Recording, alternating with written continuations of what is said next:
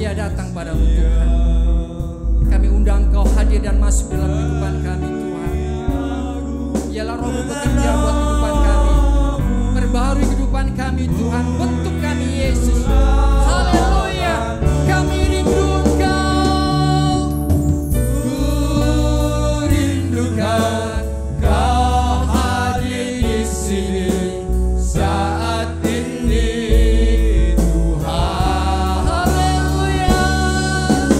Ku rindukan Roh-Mu mengurapi saat ini.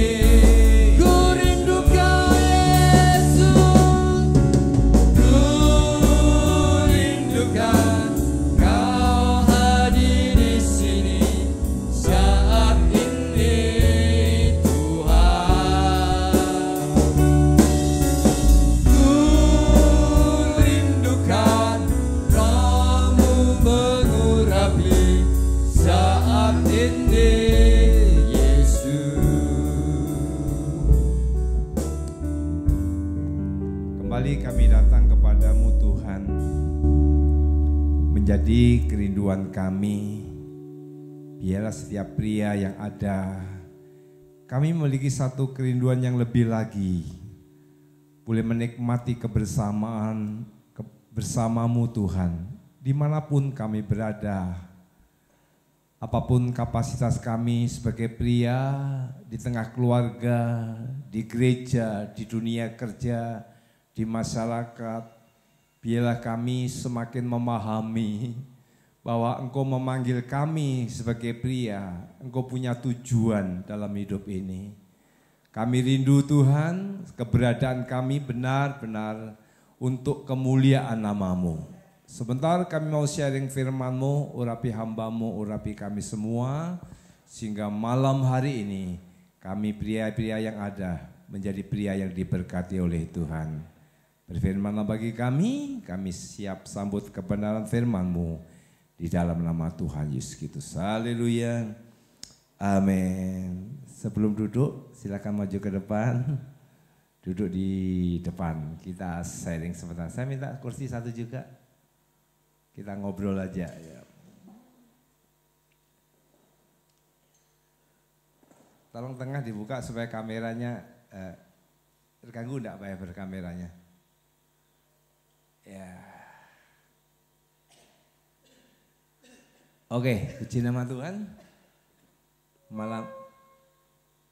Malam hari ini saya ingin mengajak kita sharing begini ya.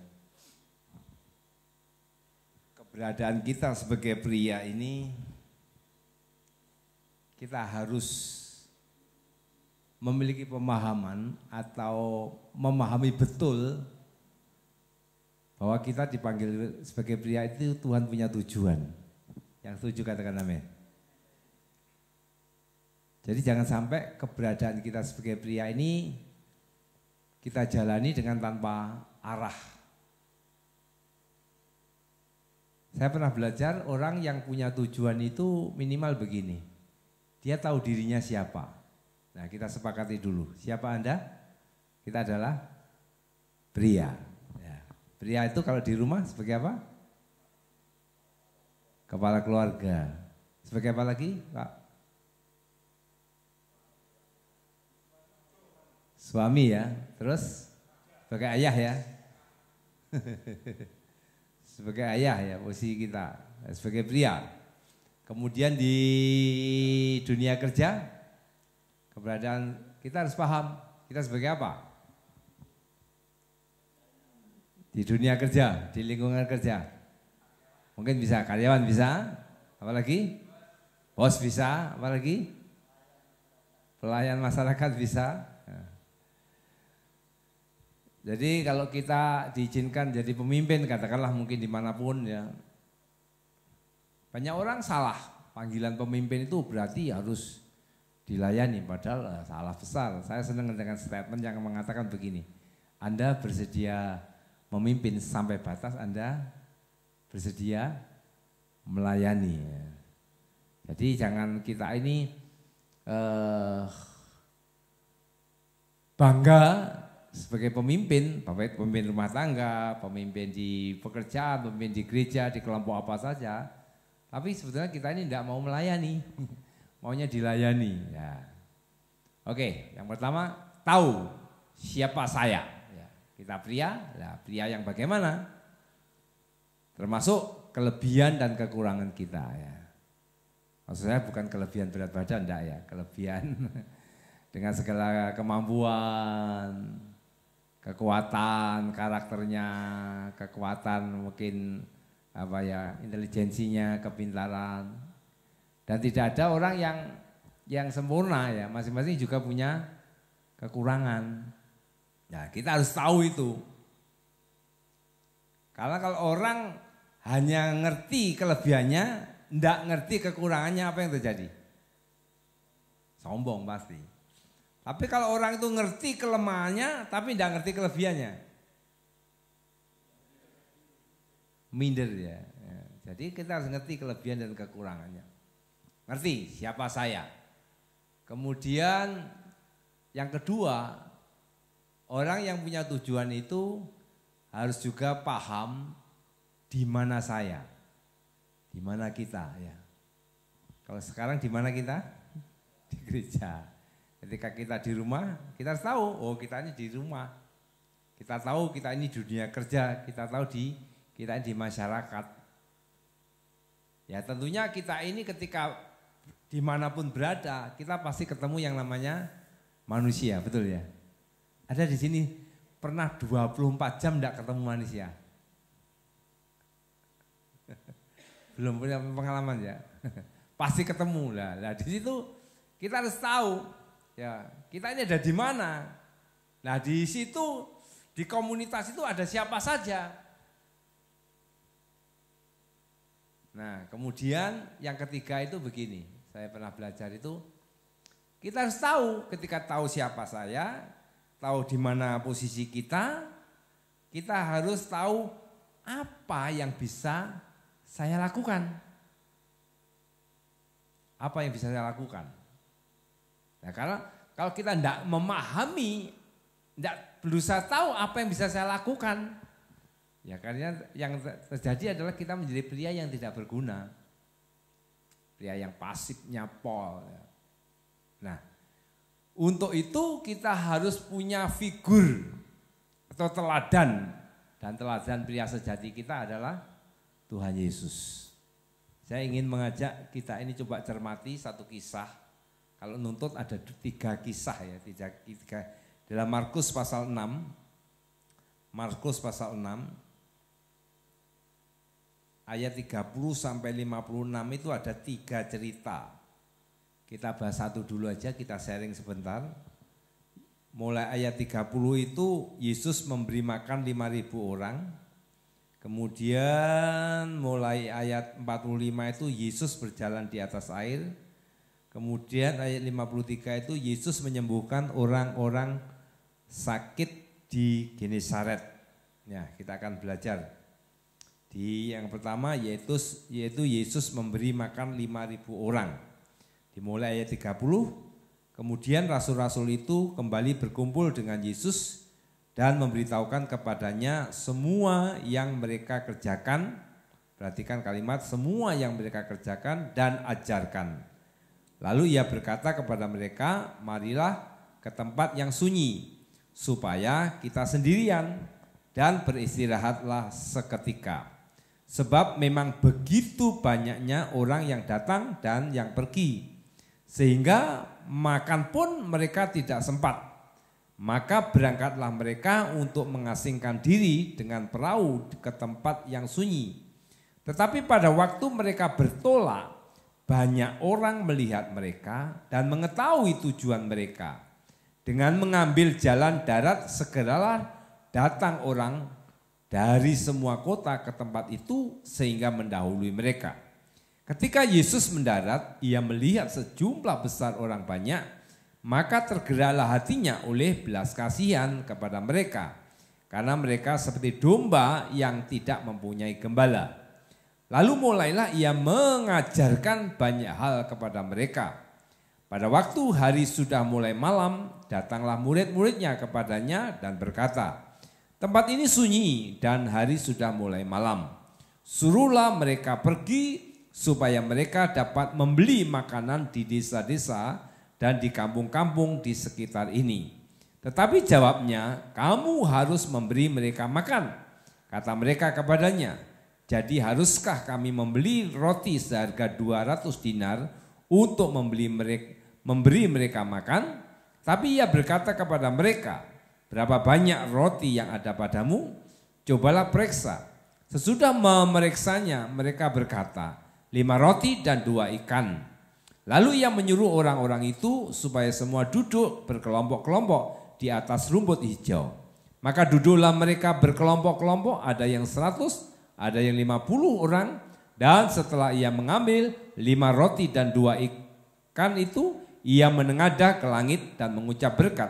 Lalu memecah-mecahkan roti itu dan memberikannya kepada mereka, murid-muridnya, supaya dibagi-bagikan kepada orang-orang itu. Begitu juga kedua ikan itu dibagi-bagikannya kepada semua orang. Dan mereka semua makan sampai kenyang. Kemudian orang mengumpulkan potongan-potongan roti 12 bakul penuh, selain daripada sisa-sisa ikan. Yang ikut makan roti itu ada 5.000 orang laki-laki. Ya, semua pasti tahu ya kisah ini.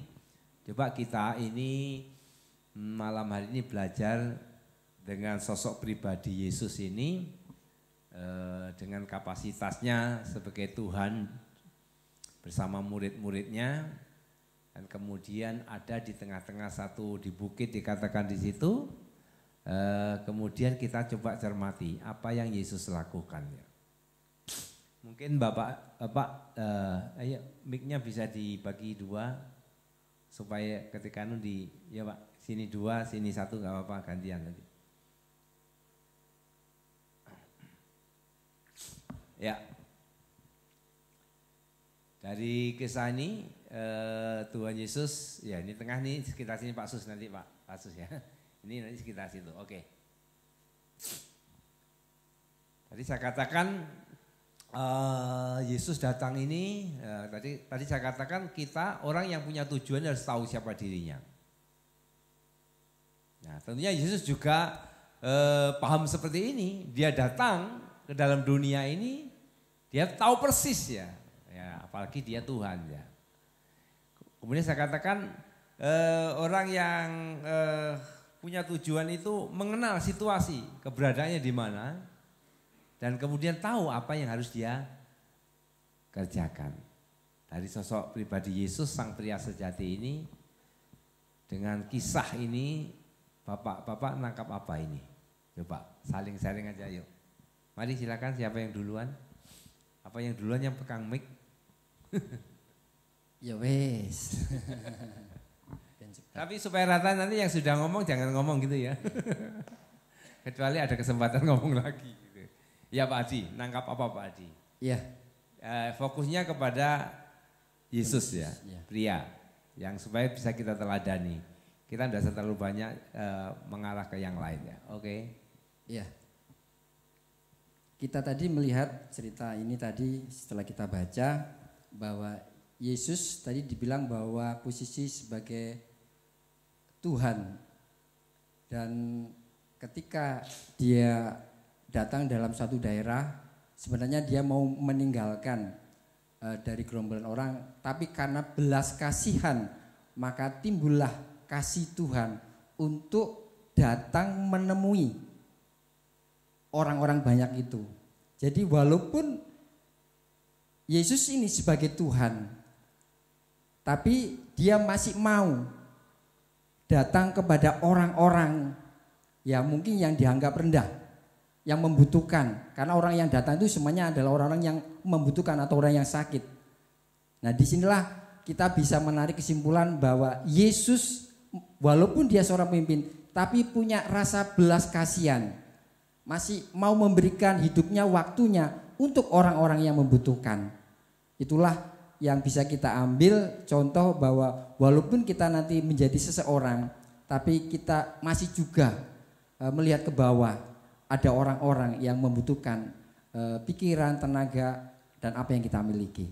Demikian. Oke, satu poin yang boleh saya tangkap dari Pak Hadi yang dikedepankan adalah di mana Yesus itu memiliki belas kasihan. Mungkin ada yang mau menambahkan atau menangkap sisi yang lain. Oke, Om, langsung dioper kanannya gitu. Ya, saya mau menambahkan, Om. Ya, mari Pak Dirus. Kalau saya melihat dari ini, pribadi Yesus itu mau mendengar. Apa? Mendengar. Mendengarkan. Mendengarkan dan tahu bagaimana langkah selanjutnya sesudah mendengar itu.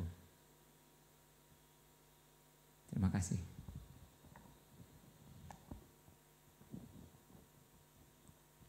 Mungkin semua nangkap apa yang disampaikan Pak Tinus? Nangkap? Yesus maksudnya mau mendengar keluhan. Apa yang dikerjakan oleh murid-muridnya. Oke, terima kasih. Ada lagi? Kalau saya berpendapat bahwa Tuhan Yesus itu menunjukkan kuasanya. Dari 5 kedul roti dan 2 kedul ikan untuk menghidupi 5.000 orang laki-laki belum perempuan dan anak-anaknya. Dan yang kedua, Tuhan Yesus itu menguji murid-muridnya mempunyai iman apa enggak bahwa Yesus itu Tuhan. Gitu. Terima kasih. Ya. Ada lagi? Semakin banyak semakin bagus ya. Ya, mari Pak Widipur. Ya, kalau saya melihat cerita itu begini. Sebetulnya Tuhan Yesus itu saat itu ingin istirahat. Karena sudah jerih payah melayani Tuhan. Kalau dari saya lihat itu begini. Dia seorang pemimpin itu ada anak buahnya atau orang yang membutuhkan dia. Sewaktu-waktu dia itu mau gitu loh. Walaupun mungkin secara manusia kesel sudah melayani. Dia tuh mau istirahat, tapi sudah ditunggu orang banyak. Dia tidak mau mengecewakan juga gitu loh. Apa yang dia lakukan itu dia berusaha itu Tuhan supaya mereka tidak kecewa, dia tetap mau menemui, ya seperti itu. Itu aja Pak Edi. Terima kasih.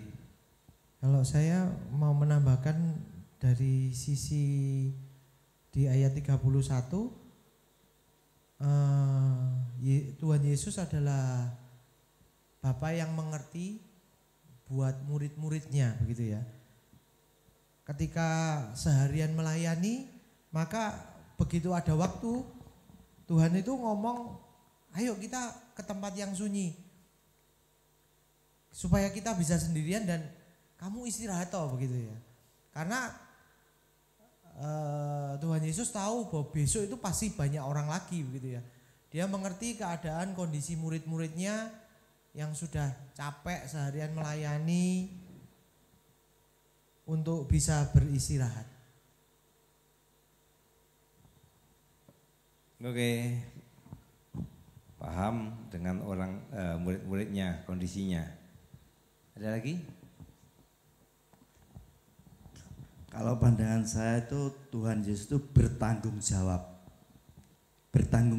dan mau bergerak atau mau melayani. Karena tahu kalau ada yang pengikutnya atau pengikut Tuhan mungkin ya kelaparan itu bertanggung jawab atas semuanya. bertanggung jawab atas semuanya. Ada lagi? Sebelum kita coba bahas Pak Lukas. Oke, ya. Ya. Mungkin saya mau menambahkan lagi dari sisi Tuhan Yesus adalah seorang manajer yang baik begitu ya. Kenapa kok manajer yang baik? Jadi dalam pembagian roti dan ikan, Tuhan Yesus itu membagi-bagi dalam kelompok-kelompok begitu ya. Ada yang 150, jadilah kalau nanti semua berebut nanti akan terjadi kekacauan. Maka Tuhan Yesus adalah seorang manajer yang baik yang mengatur segala sesuatunya dengan baik. Oke, terima kasih Pak Bang. Banyak ya masukan-masukan yang mungkin ada juga yang di luar yang kita pikirkan ya. Coba kita simak satu persatu, kemudian nanti kita coba belajar, kita masukkan di dalam kehidupan kita sehari-hari. Apakah hal itu juga yang kita lakukan dalam kehidupan ini? Yang pertama dikatakan tadi Tuhan Yesus punya belas kasihan, kemudian Yesus itu mendengar keluhan umat atau murid-murid. Yesus menunjukkan kuasanya, kemudian Yesus juga menguji iman murid-muridnya. Yesus pemimpin yang selalu siap melayani dan tidak mengecewakan. Yesus adalah Bapa yang mengerti kondisi murid-muridnya. Yesus bertanggung jawab dan mau melayani. Yesus adalah manajer yang baik. Yang pertama, Yesus punya belas kasihan. Seseorang itu sebetulnya semua punya kasih enggak sih? Tapi apakah semua orang itu mau atau apa ya, mempraktekkan kasihnya itu?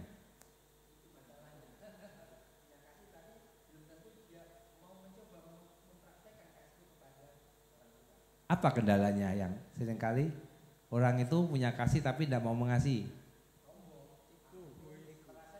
Sombong, ego, merasa dirinya lebih ya. Kalau itu ditarik di rumah, di keluarga, kita sebagai seorang ayah, seorang suami, kan tidak ada orang suami yang tidak mengasihi istri, kan tidak ada ya. Ayah yang tidak mengasihi anak-anak kan tidak ada kan ya. Di luar banyak ya.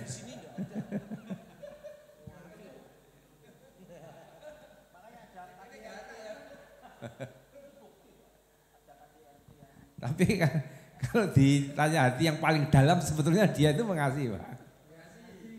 Sebetulnya ya.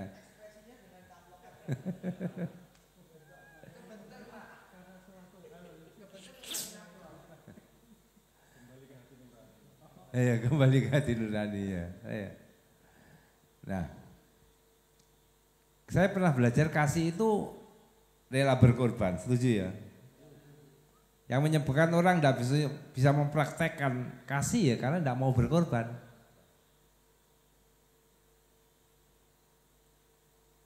Coba sejenak kita ini ingat ketika kita di rumah bersama istri, anak-anak. Kalau dinilai kadar kasih kita, tentunya juga praktek kehidupan. Sebetulnya kita ini masuk kriteria pria yang benar-benar mengasihi keluarga.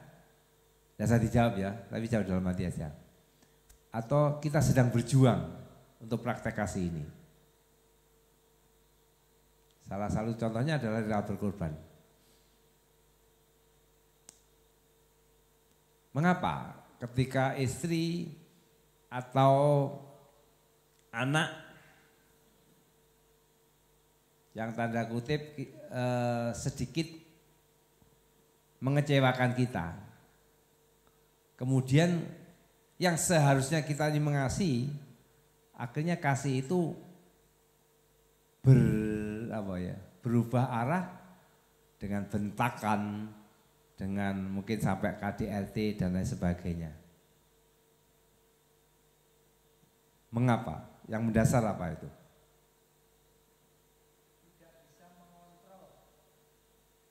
Tapi punya kasih sebetulnya ya, punya. Tidak bisa mengontrol.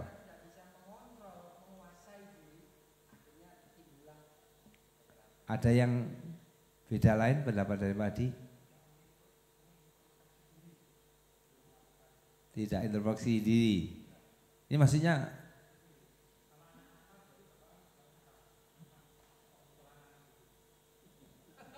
Ini maksudnya pengalaman pribadi apa?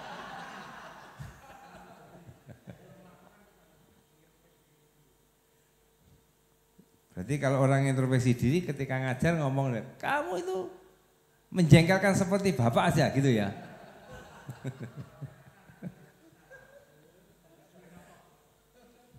Ada yang setuju dengan Pak Doni ini?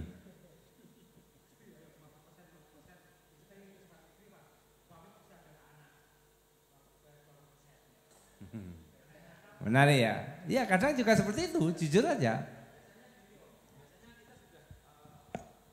Pakai mic supaya bisa didengar dia.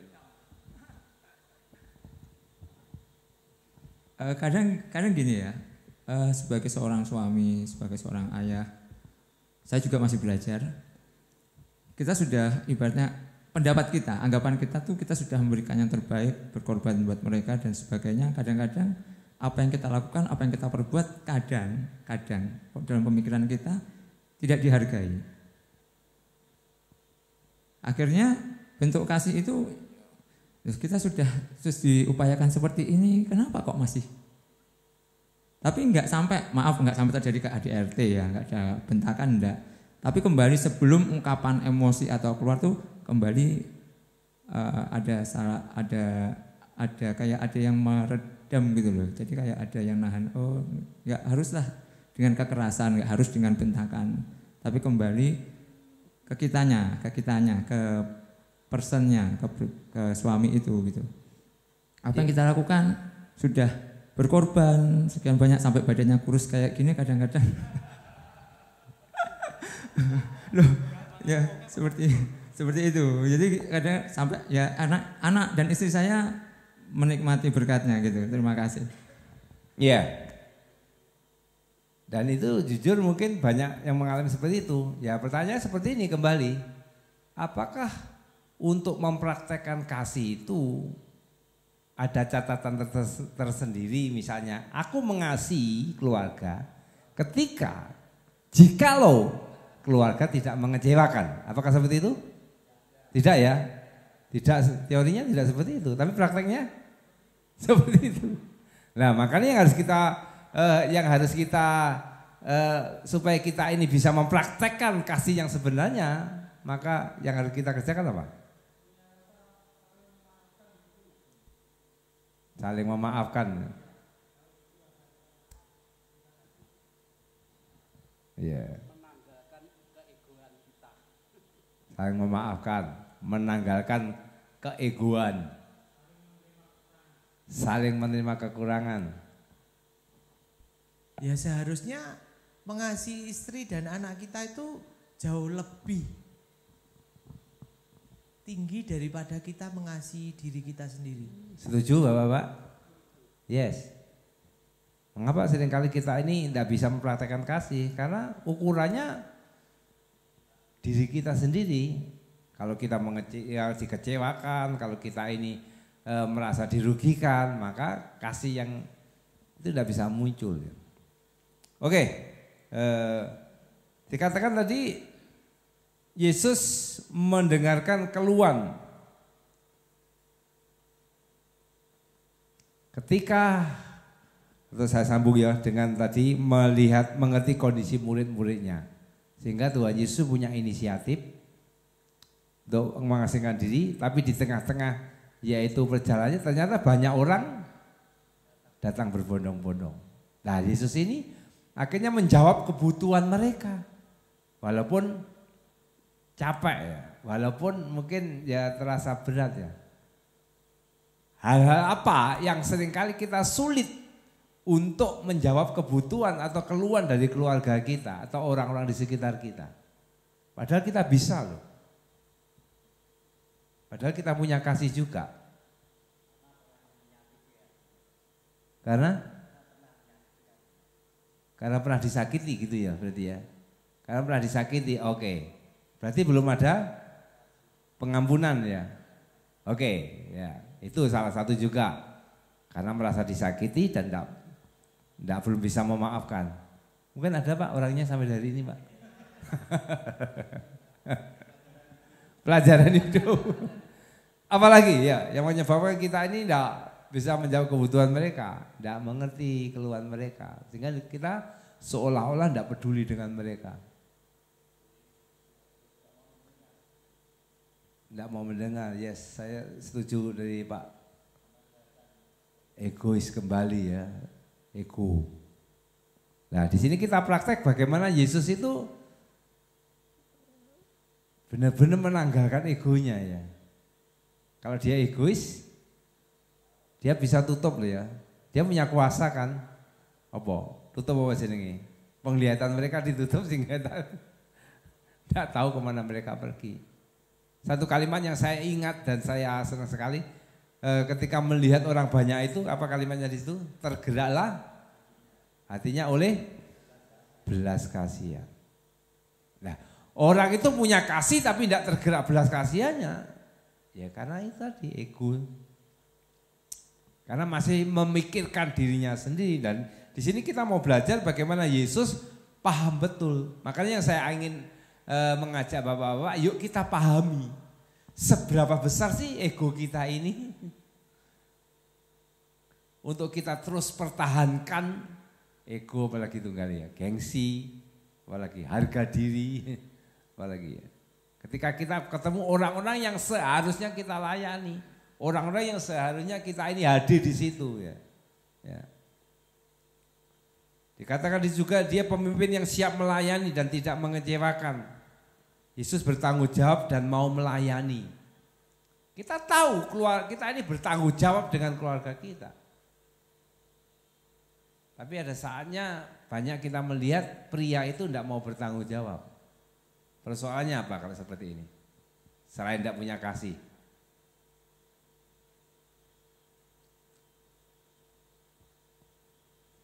Ada enggak di rumah, di sini kan tidak ada kan? Ketika dia itu punya tanggung jawab, pria bertanggung jawab mencukupi kebutuhan keluarganya, kemudian tidak terpenuhi ya karena masalah dan sebagainya, reaksinya kebanyakan apa yang dilakukan pria itu?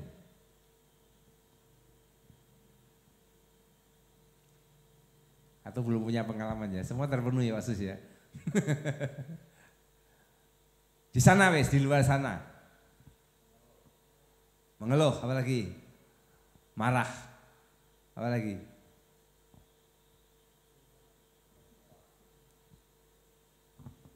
Kecewa. Terus efek kecewa, efek mengeluh tadi selain marah? Membawa korban enggak? Siapa biasanya? Bisa enggak nyalakan istri? Sangat bisa ya. Budak ini aku mikir penggayan, ngerisan nih. Nah, kembali coba. Mungkin bapak-bapak pernah ada di situasi itu. Coba kembali saya ingin mengajak, yuk kita kenali diri kita. Dan kenali situasi yang ada.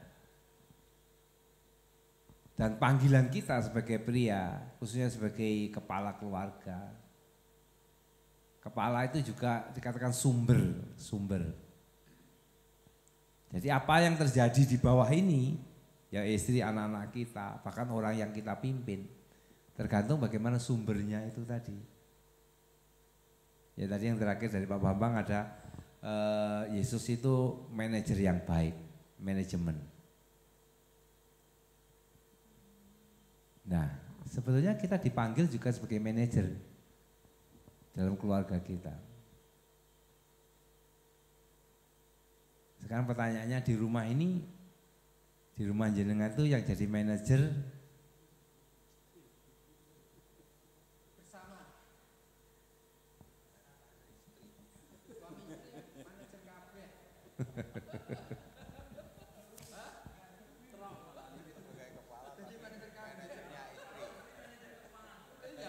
Oke.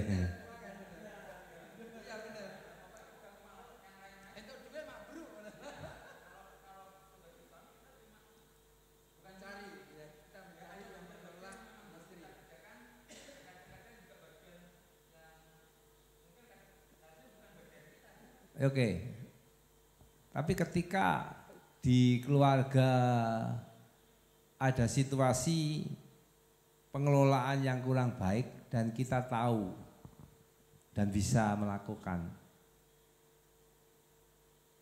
apakah kita juga mau lakukan itu atau kadang ben bojo kowe. Lakukan ya. Saya pernah ada yang sharing begini, suami sharing kepada kami, lebih lo bojoku tajak omong pangga yo wis karep timbang geger aku meneng ae. Kalau ngomong meneng ae kira-kira manajer yang baik enggak ini? Pak Sus? Yang pas gimana? Lah timbang geger loh, ayo. Biasanya kalah harus itu loh, Pak. Suara.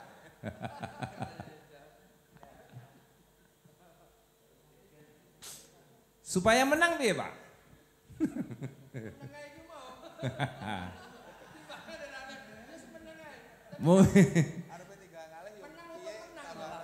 Mungkin pria tadi punya prinsip seperti ini. Diam adalah emas.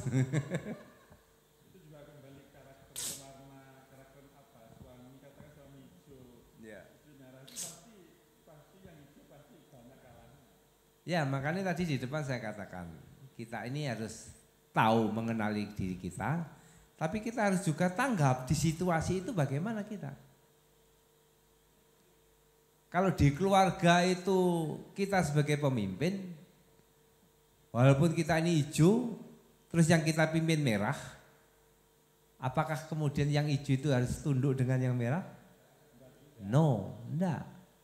Kalau kita ngerti panggilan kita sebagai pemimpin, kita harus lakukan itu.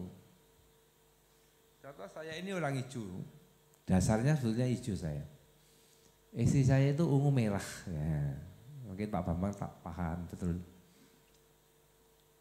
Nah untungnya itu kan istri ngerti firman, bahwa pemimpin itu adalah suami. Coba kalau saya punya istri kemudian tidak ngerti firman, saya mungkin terpuruk semakin parah dan tidak muncul kepemimpinan saya. Makanya pentingnya istri-istri. Karena kalau di sini ada suami-suami yang merasa kalah dengan istri, bukan kita menang-menangan ya, artinya istri belum memahami betul bahwa kita ini pemimpin. Harus kita ini, iya ya, harus terus support bagaimana istri itu memahami. Betul, saya merasa muncul kepemimpinan saya karena istri saya yang mensupport juga. Dia lebih pintar jujur, dia lebih cak-cak dari saya. Tapi dia selalu memberi kesempatan saya untuk melakukan sesuatu. Makanya ini penting sekali Bapak-Bapak. Jadi jangan sampai kapasitas kita sebagai pria yang sebagai manajer dalam keluarga ini, kita menjadi tidak tajam. Tidak bisa lakukan sesuatu karena merasa bojoku wis iso ngatasi. Akhirnya kita tidak jadi baik, termasuk istri kita juga tidak baik, salah. Apalagi sampai terjadi tadi saya bilang tadi, ada istilah mungkin 2 manajer dalam rumah tangga. Kayak pangkatnya podo. Ini mungkin seperti satu perahu, 2 nahkoda dalam satu perahu. Wah, ini berat ya. Jujur kalau itu terjadi, mengapa seringkali kita tidak bisa mencapai kemaksimalan? Karena kita salah. Fungsi kita yang salah, fungsi istri kita yang salah. Makanya lagi niku ya Bapak Gembala, enggak tahu belum didil apa belum, Pak Suyono mentor keluarga dari Jogja. Pendeta Suyono tanggal 30 Juli akan bicara di sini 3 sesi. Kemudian beliau menawarkan gimana kalau hari Sabtunya itu seminar pasutri. Sabtu itu kan ranahnya kaum muda ya. Makanya masih kalau jujur dia itu luar biasa soal keluarga. Jadi pastikan nanti kalau memang terjadi hadir di situ, dibekali walaupun tidak lama. Pak Suyono, apalagi Pak Suyono sendiri harus hadir Pak ya.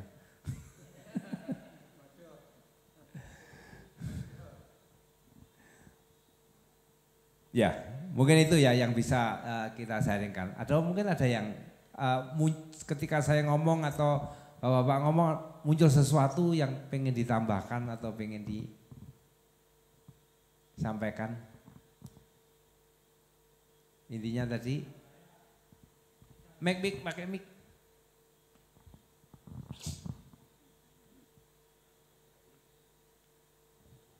Pribadi tok ini berarti curhat terus sih. Kalau pribadi saya, sebelum katakanlah rumah tangga itu ada kekacauan, kita harus tahu karakter masing-masing. Karakter dari suami dan karakter dari suami istri dan anak. Kita harus tahu karakter mereka masing-masing. Sebelum kita bertindak, harus tahu dulu. Ketika sudah tahu, apa yang dilakukan? Berarti kita harus diam. Memperbaiki kesalahan mereka. Memperbaiki kesalahan mereka, setuju? Kalau tadi disinggung kan warna hijau dan merah kan seperti itu. Kalau wong Jawa kan netone ndak padha mesti nek sing kaku nek sing ora kan begitu, begitu. Kalau kita tahu netone wage biasanya aku ini ndak umum, diluk ndak kena. Tapi begitu kena neton yang lain mungkin apa wage, apa lah gitu. Kalau saya seperti itu tadi, soalnya saya enggak bisa menangkap kok. Oke, maksudnya Bang enggak ngerti saya. Ketika karakter paham, karakter si A si B begini, apa yang dilakukan? Tadi jawabannya diam. Setuju? Dia bukan berarti menemenan enggak. Iya, diam maksudnya gimana? Omongan dulu. Oh, dikomunikasikan. Betul, sip. Iya. Terus langkah berikutnya ketika menemui karakter yang berbeda harus saling menyelami, memaafkan, menyelami. Terus ayo kita hidup bersama-sama, jangan saling menyalahkan. Menuntut dipahami apa memahami? Memahami. Oke. Yang rusak itu ketika kita ini menuntut untuk dipahami. Kowe ngerti aku iki wong ngene. Lah susah lah ngono. Saurunge rabi kan aku kan ngerti aku wong ngene. Wah iki. Ya kebetulan aku Selasa Wage Mas.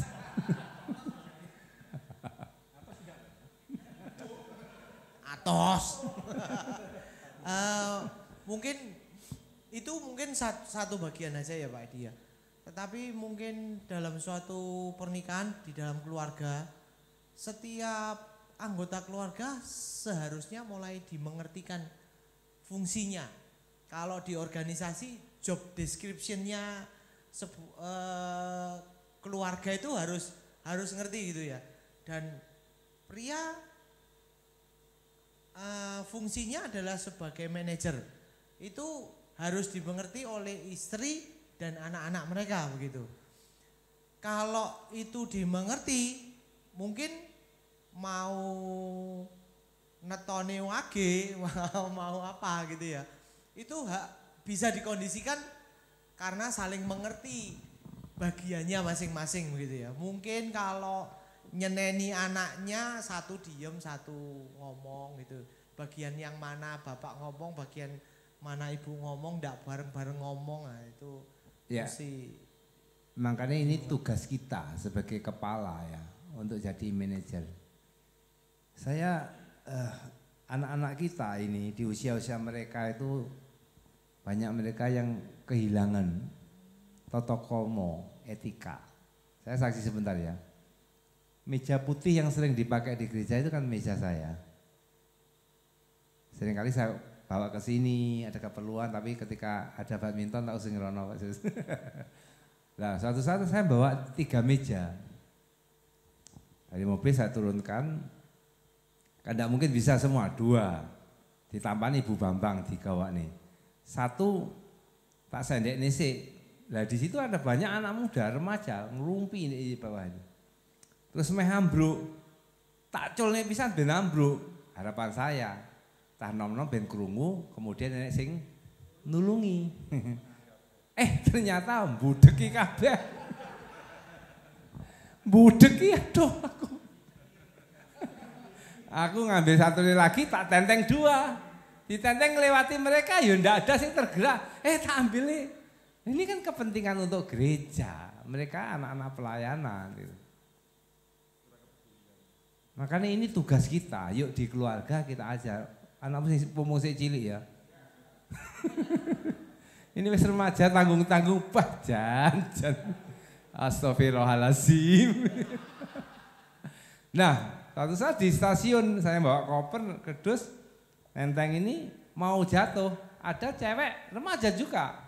Tidak salah kudungan ya. Dengar saya mes jatuh langsung balik kanan.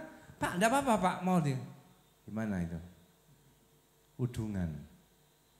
Saya meh ngekei duit tanda wah salut dengan orang itu. Sementara anak pelayanan tidak ngerti tata krama. Makanya ini tugas kita ya, tugas kita sebagai ayah, sebagai pemimpin, yuk dibekali di keluarga itu supaya mereka itu benar-benar jadi berkat ya. Itu ya, yang sudah jadi mbah ya, yuk putune ditoto, putune dituturi, mbah Bejo.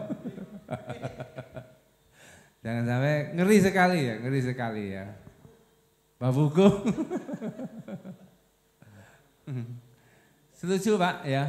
Banyak sekarang anak muda kan banyak yang kurang etikanya.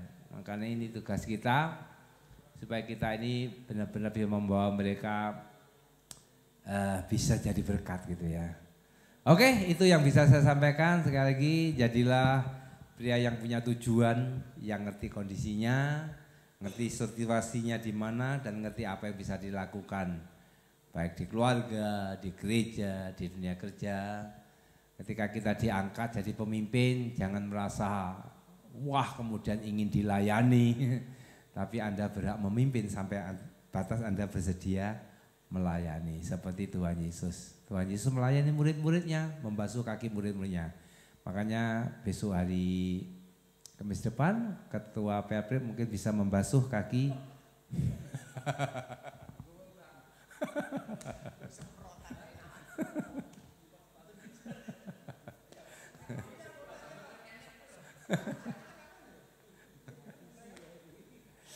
Oke, terima kasih ya, kita dukung Pak Hadi ya, mungkin lagi menyusun timnya nanti siapapun yang dikehendaki, tapi konsultasi dengan Pak Gembala Pak ya, tidak asal menunjuk, siapapun yang dipilih nanti tolong bisa katakan siap dan gitu ya, kita kerjakan bersama-sama untuk kemuliaan Tuhan. Mari kita akan akhiri. Pak, mau ya. Semacam tanya sebentar boleh ya? Mic-nya. Pakai mic ya? Iya. Maaf ini mungkin pertanyaan konyol, tapi barangkali pernah terbersit atau belum di hati kita. Kebetulan pertanyaan ini sebenarnya udah lama sekali. Expired berat Pak. Lama sekali ingin saya tanyakan, tapi bingung saya mau tanya kepada siapa. Pantas enggak saya tanya sepanjang ini lah. Kebetulan juga ada kaitannya dengan apa yang kita bicarakan tadi. Ketika saya ngomong tidak pakai mic tadi, memang pertama saya sengaja. Ternyata ketika kita ngomong hanya berapa orang ya, ini tidak lebih dari 20 orang. Ternyata tidak pakai mic itu tidak terlalu jelas ya. Nah, pertanyaan saya itu ketika Tuhan Yesus melayani 5.000 orang tadi, laki-laki ya, mungkin masih ada perempuan dan anak-anaknya. Berarti kan lebih dari 5.000. Waktu itu kan belum ada mic Pak ya. Kok bisa dengar itu gimana Pak? Ya. Dulu pendengarannya mungkin tajud-tajud karena enggak terkontaminasi dengan makanan sing aneh-aneh. Kan banyak yang geragas jadi. Kami datang bersyukur kepadamu Tuhan, malam hari ini apa yang kami coba sharingkan, kami rindu panggilan kami sebagai pria, sebagai kepala, sebagai seorang suami, seorang ayah, seorang kakek, seorang pemimpin, apapun yang kau percayakan dalam hidup ini, ajari kami belajar memahami keberadaan kami. mengenali situasi yang ada dan kami tanggap dengan apa yang kami kerjakan. Dan semuanya ini Tuhan kami belajar untuk mengikuti apa yang Kau mau dalam hidup ini dengan tatanan seturut dengan firman-Mu. Berikan kami kesanggupan memiliki hati yang rendah, hati yang terus berserah kepadamu Tuhan. Sekalipun Kau percayakan kami sebagai pemimpin, tetapi kami mau melayani. Sekalipun Kau percayakan kami dengan banyak kelebihan, tapi kami dengan rendah hati bisa melakukan sesuatu. Ampuni mungkin selama ini kami salah, selama ini kami lalai, selama ini kami tidak mau melakukan apa-apa. Tapi lewat sharing ini ajari kami boleh melakukan sesuatu untuk kemuliaan nama-Mu. Berkati hamba-hamba-Mu, berkati keluarga mereka, berkati Pak Hadi yang dipercaya memimpin Pelprip 3 tahun ke depan. Tuhan tolong, bahkan kepengurusannya akan dibentuk nantinya, Engkau juga akan tolong Tuhan. Sebentar kami akan pulang tinggalkan tempat ini, Engkau juga lindungi sertai kami. Bapak-bapak angkat kedua tanganmu, pulang dan terimalah berkat yang daripada Allah Bapa, cinta kasih sayang daripada Tuhan Yesus, persekutuan penghiburan dari Roh Kudus, boleh tinggal menyertai kita semua mulai malam hari ini sampai Maranatha Tuhan datang pada kali yang kedua. Kita pulang terima berkat dalam nama Tuhan Yesus. Haleluya. Amin.